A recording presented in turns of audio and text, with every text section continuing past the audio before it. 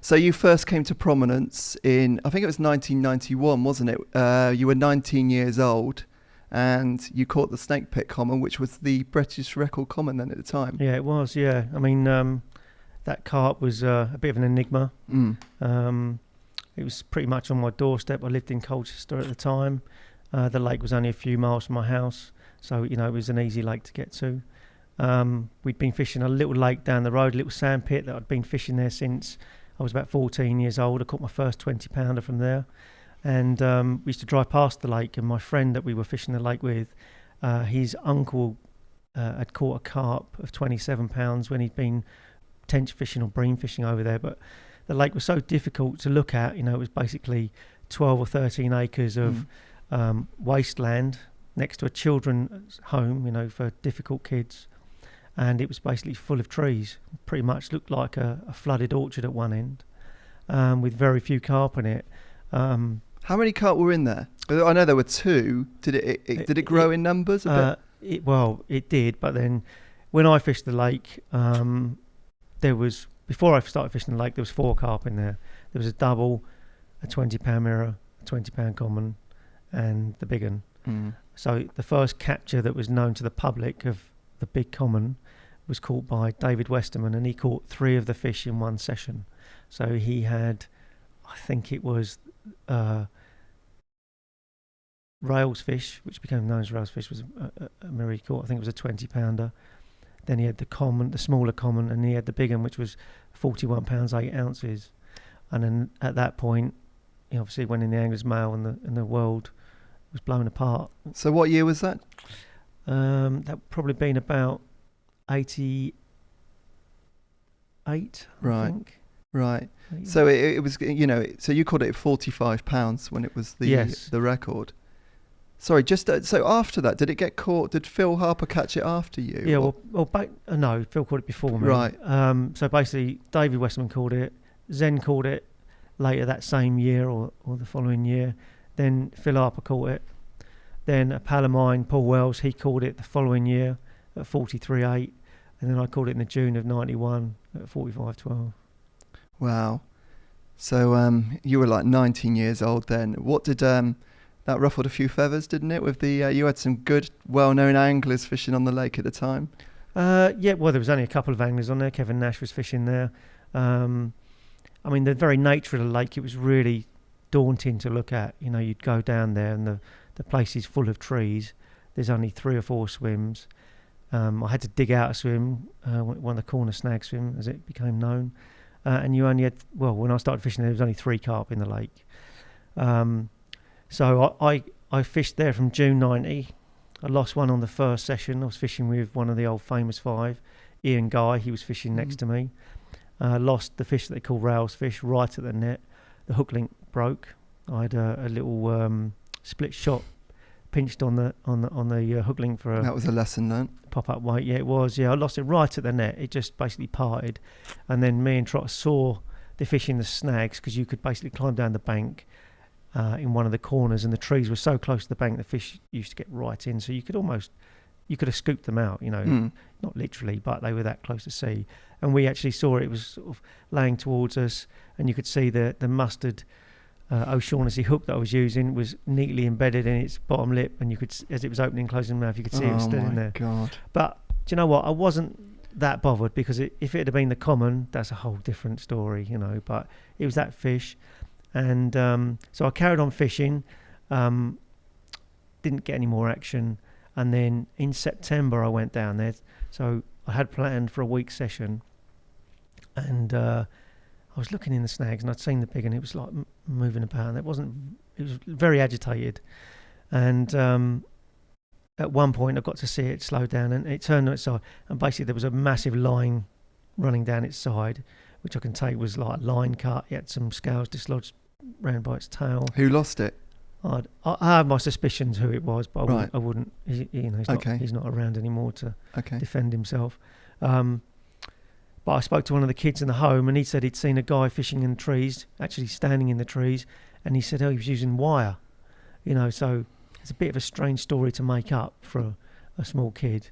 So I guess, you know, somebody thought they could get it out by any means possible. But I fished on anyway, and I caught the other carp that was in there, which was a common carp, a little short fat thing, and that was my first 30-pounder, and that was 31 pounds.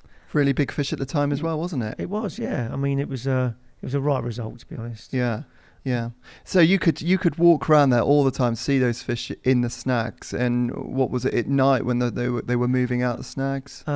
Yeah. I mean, they would sit in the corners, one of whatever corner of the lake they chose to sit in. But generally, they were sort of around by the kids' home. That's where I used to see them a lot, and in the car park. And if you knew which bush to look under, you quite often find it. I mean, I used to walk around there all the time, and I used to see the big one all the time. You know, we were literally a couple of feet away from it. You know, it'd be sat under a big branch. You could see its scales, you could see its eyes. You know, and I sat there over the course of a close season. I must have sat with it for quite a few hours, you know, and I sort of convinced myself I was going to catch it. The carp themselves weren't hard to catch. It was just the fishing was hard because, you know, they weren't anywhere near your baits most of the time. But they would move out into the lake at night, and I just thought it was just a matter of opportunity. You know, at some point the fish are going to come past where I'm fishing, find my bait and eat it. You know, it's just it's pretty simple fishing, really. How many bites would you get? Would you expect from that fish each year? Well, only 4 captures in its entire life, and then maybe lost. So it was a difficult fish to catch, but more down to the context of the lake. Yeah, and the lake and the conditions were very difficult. Yeah, it's a freaky lake as well, isn't it? Because you think back then that's like a 65-pound common in a lake nowadays, isn't it? You would think that everybody would just, everybody would want to be fishing on that lake to have a bit of that glory. Well, I think, before I fished it, there was a lot of people fishing there, and I walked around there one day and the entire Famous Five were fishing there. It was, in Fox 4, that was a great chapter. Yeah. Zen's out. Yeah. Zen's chapter. Yeah. Yeah, it was, they all fished it, but, there's so few fish in the lake. It was difficult fishing, and you had to be committed, I think, to fishing. How much fishing were you doing on there? I was fishing. I was working in a shop at the time, so I was fishing my midweek night, and then maybe a Saturday night. So and then a few holidays. But I mean, I fished 1 year, so from June till end of September, and then I did about 15 to 20 nights, and then I caught it on pretty much the first night back the following season. So didn't do that much time down there for it. Did you have a strategy or anything for catching that? Not really. I mean, I introduced a lot of bait. I got it fish feeding in the snags, ripping the bottom up. I fed it a carrier bag full of bait one day, and I just baited, the spots. I mean, you can't put too much bait in there because there's only a couple of 3 fish in there. So I think I used to roll like 30 eggs of bait on a Thursday on my day off, and then introduce it over the next few days, and then do the same again all the way through the close season. You could see them eating it. Yeah, you could. Yeah. So was it the situation where the first person that got in there was likely to catch it, or? Not really. I mean, that season, that close season, before I caught it, I went down before the start of the season 3 days before and slept in my car on the gate to make sure I was number one choice. Yeah. And the only other person who came down carp fishing was Kevin Nash. And then there was a couple of kids who were, float fishing, and that was it. We had the lake to ourselves, really. It's good for you as well, was it? I mean, to be living in Colchester and just happening to have a lake like that with a fish that size in there so close to it. Did that sort of shape the way you ended up fishing? I mean, were you a big fish? Were you interested in just singling out big fish before that? Not really, no. It's the opportunity. I mean, I'd only been driving a couple of years. I was fishing the Garrison. I'd sort of targeted the big fish in there, and then the snake pit sort of came up, and there weren't that many big fish to catch really in our area. I caught all the better ones in the Garrison Lake. Loved fishing down there. Spent loads of summers down there as a kid, and then moved on to snake pit, and then it's just on from there really. Other lakes, but you got to remember when I caught that, there was only I think 4 other 40-pound carp in the whole country. Yeah. You get that in every lake nowadays. Yeah, I remember when you caught it. Yeah. You caught your first 40 before I caught my first double. We were 91. I was doing my school exams, and 2 other friends. We had a fishing trip planned to Horseshoe. Okay. And and it was that. So it was June the 16th, Yeah. and then it was all over the news, wasn't it? It was a big. It was a big story, deal, in the Angling Times and that, Yeah. Some people didn't like it, and other people were very congratulative, on the local lakes. But So why didn't people like it? I don't know. Young lad catches it, There's always a bit of green eye, isn't there, with some people? It was back in those days. I guess carp anglers were maybe a little bit older, a bit more mature, and people that were fishing for those type of fish then. Yeah, possibly. I mean, there's no social media then, was there? So, everything was a bit more secret squirrel. Yeah. And what about the actual catcher itself? So you got the bite. I mean, did you know what you took straight away? Pretty much, yeah. It was that evening had been quite windy and overcast. Wind was blowing into the swim, and I'd actually fallen asleep on top of my sleeping bag. In those days, we just had the old 50-inch green new brolly umbrella, and I did have a fox. No, I didn't. I had a normal bed chair, an Argos, ratchet thing that we used to have with two covers and a bit of foam in between. And I just remember quite clearly had a couple of beeps on the optonic. Looked at the monkey had come up. Looked at my watch, thought, it's about 11 o'clock, I think it was. And then it just whizzed off, A Cardinal 55s, 11-pound seal cast, 2 1/4 Tesco rods or 2 3/4 Tesco rods. It was crazy, really. And terrifying because you've got a good idea what's on the end there. Yeah. So your PB before that was that the other common from Snakepit? Yeah, 31. Yeah. Yep. Yeah.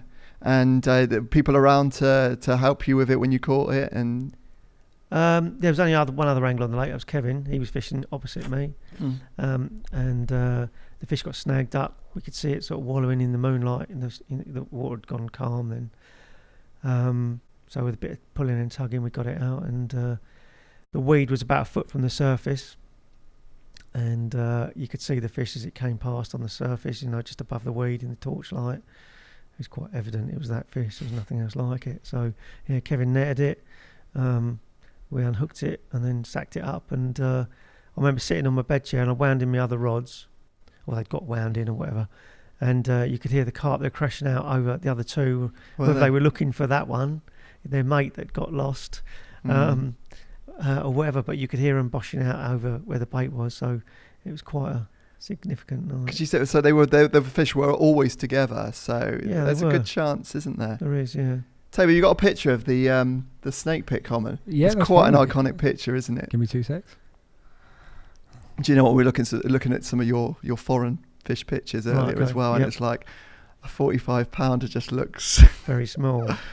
But at the time, it's still a huge fish now. Look at that. Yeah, that's that was what was on the cover of Big Carp magazine. That picture. Yeah, it's a lovely picture. It's a lovely carp. Yeah, it was so well proportioned, wasn't it? Yeah, very unusual. That little dip just by its dorsal fin. It had a very red cheek, big barbels. Yeah, it was an awesome carp. I'm sure that carp would have gone on to be of equal size to Mary, because Pete Springate caught Mary that same year. Yeah. At 45 pounds. And then the controlling club that took it over put some carp in there.